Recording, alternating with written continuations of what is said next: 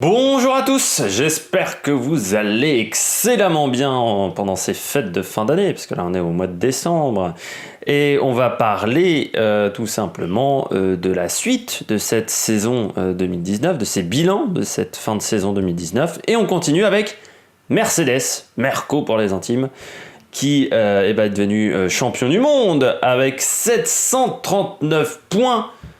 C'est le même classement que l'année dernière, mais c'est surtout 84 points supplémentaires, ce qui montre la domination de l'équipe. 15 victoires, 9 doublés, 10 pole positions pour l'équipe, et un 18 sur 20 pour Mercedes. Alors vous allez me dire, pourquoi pas 20 sur 20 ? La perfection n'existe pas. Non, je rigole, parce que j'ai donné 20 sur 20 sur Marc Marquez. Pourquoi 18 sur 20 ? Parce que, voilà, non, c'est une domination totale de la part de Mercedes. Je mets 18 sur 20 parce que, en fait, la concurrence n'a pas été très élevée cette année. Et c'est pour ça que je mets 18 sur 20. Ils ont profité d'une Scuderia Ferrari qui a réalisé beaucoup d'erreurs, des erreurs stratégiques, des erreurs de développement de la voiture, des erreurs de conception de la voiture, des erreurs d'organisation, des erreurs de gestion de pilotes. Ils ont battu Red Bull, mais Red Bull qui avait un nouveau partenaire, Honda qui a encore des soucis de fiabilité, avec un Verstappen qui a encore fait quelques erreurs, avec un deuxième pilote chez Red Bull qui n'était pas très performant, qui n'arrivait pas à s'adapter à la voiture. Donc au final, ça nous donne un 18 sur 20 parce que même s'il domine face à des adversaires qui n'étaient pas exceptionnels cette année. Très bonne saison, pas d'erreur sur le développement, alors que Hamilton, j'ai lu une interview là d'Hamilton il n'y a pas longtemps qui disait pourtant en début de saison on avait une épave en essai de pré-saison à Barcelone et pourtant c'est ma meilleure saison, j'ai réussi à faire ma meilleure saison avec une épave, parce que c'est vrai que lors de la première semaine d'essai à Barcelone, Hamilton n'était pas du tout satisfait de la voiture.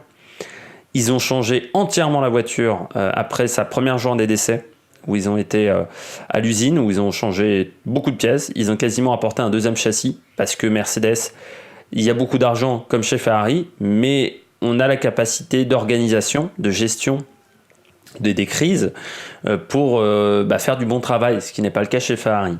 Et donc ils ont réussi à redévelopper un deuxième châssis, et là ça a marché parfaitement. 2 pilotes au top aussi, ce qui n'était peut-être pas toujours le cas. Bottas, il a passé un cap, c'est pas encore l'égal d'Hamilton, mais il a vraiment franchi un cap. De toute façon, aujourd'hui, est-ce qu'on peut être l'égal d'Hamilton ? C'est un peu compliqué de le savoir.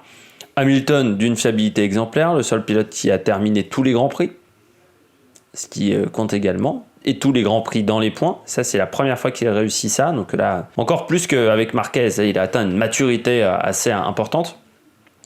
Le championnat a quand même été remporté très rapidement, que ce soit le championnat constructeur et même le championnat pilote, malgré l'opposition farouche quand même de la part de Bottas. Une fin de saison un peu moins réussie, que ce soit Interlagos par exemple, avec l'abandon de Bottas. Abu Dhabi est quand même réussi pour Hamilton, mais un dernier quart de saison peut-être un peu moins réussi, mais c'est pas forcément les circuits préférés non plus de la part de Lewis Hamilton. Et puis les moteurs étaient bien usés, vu qu'eux n'en ont utilisé que 3 quasiment pour toute la saison. Enfin, Hamilton n'en a utilisé que 3. Bottas en a utilisé un 4e, ce qui fait du côté d'Abu Dhabi. Mais c'est une fin de saison un peu plus difficile, mais quand même, globalement, c'est réussi et ça mérite le 18 sur 20. Il n'y a pas grand-chose d'autre à dire de la part des chez Mercedes, à part qu'ils continuent comme ça, mais je sais qu'ils vont continuer comme ça avec l'année prochaine. S'ils auront encore une cible dans le dos, et ils seront l'équipe à abattre, même s'ils commenceront déjà à réfléchir à 2021. Parce qu'il faudra réfléchir à comment réussir avec moins de moyens, même s'il y aura des moyens de détourner la réglementation, avec le budget marketing par exemple, pour la réglementation 2021, ce qui m'inquiète un petit peu. Mais je pense que je ferai une vidéo, en passant sur la réglementation 2021, certainement.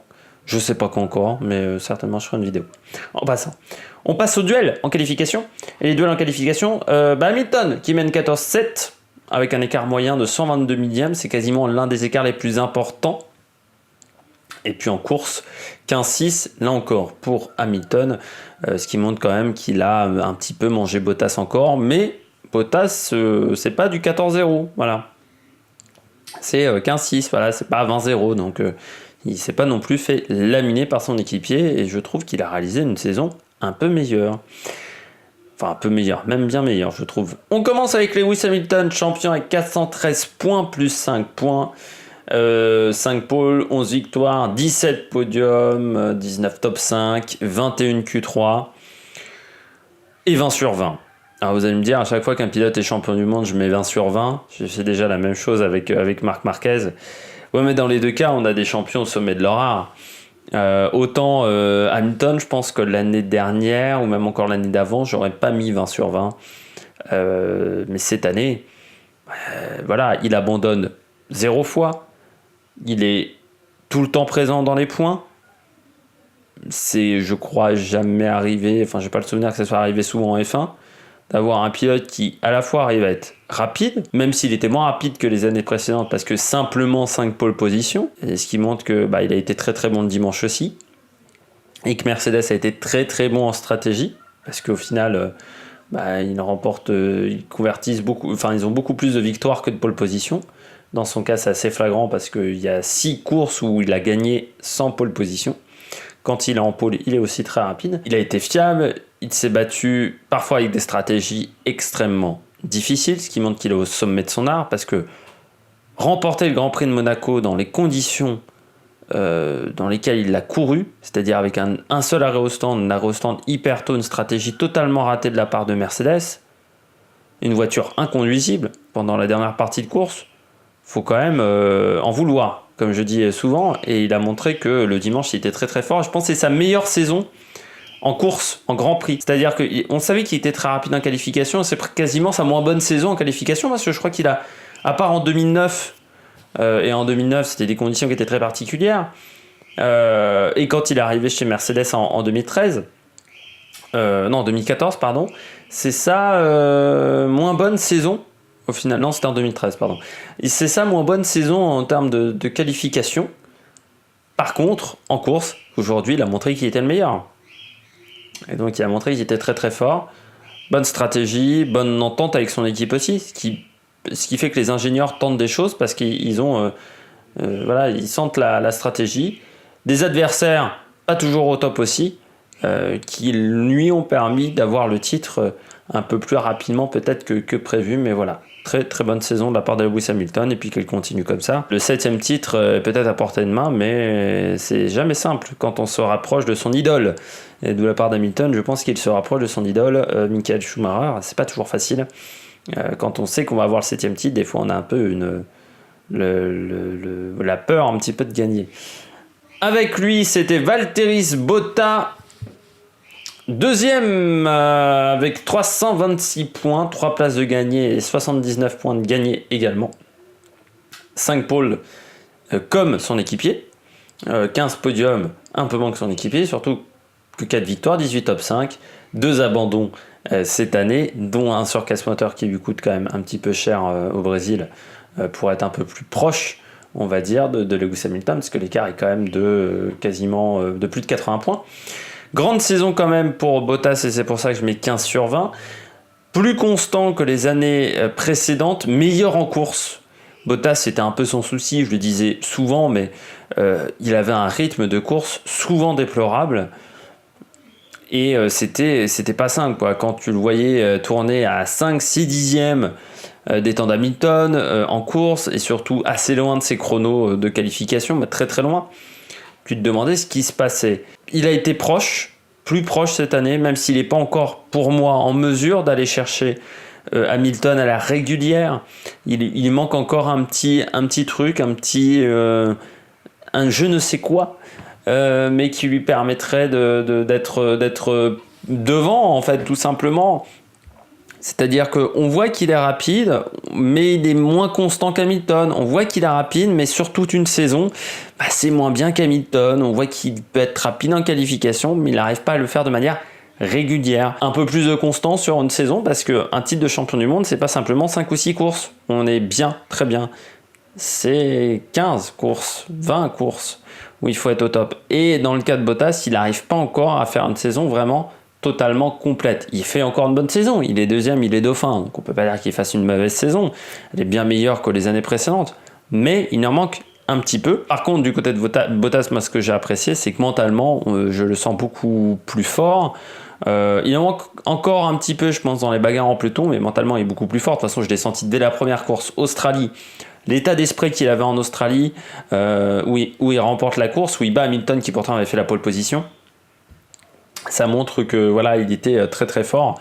Et peu de surpilotage, même s'il l'a réalisé quelques fois, mais beaucoup moins d'abandon également.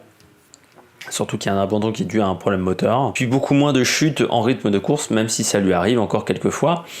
Et il doit travailler ça, mais Bottas aujourd'hui, cette année, n'était pas ridicule. Contrairement aux années précédentes où souvent j'avais l'impression qu'il était quand même un petit peu ridicule face à Hamilton. Donc là, cette année, il n'était pas ridicule. Et donc, bonne saison, j'ai pas grand chose d'autre à dire pour les deux pilotes Mercedes. Donc on va passer tout de suite aux enjeux 2020. 2020 pour Mercedes, c'est pas compliqué. C'est réussir à faire la même chose et déjà se projeter sur 2021.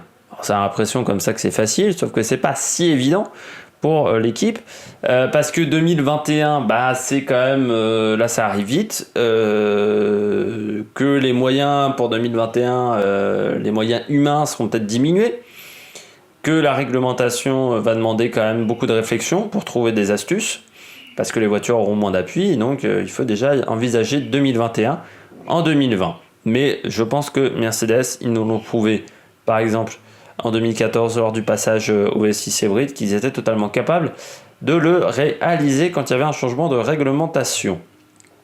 Eh bien, j'espère que vous avez passé un bon moment. N'hésitez pas à mettre un pouce bleu, même si vous vous appelez Nico Rosberg et que j'ai dit du bien de Lewis Hamilton. N'hésitez pas à vous abonner à la chaîne et puis surtout n'hésitez pas à réagir dans les commentaires.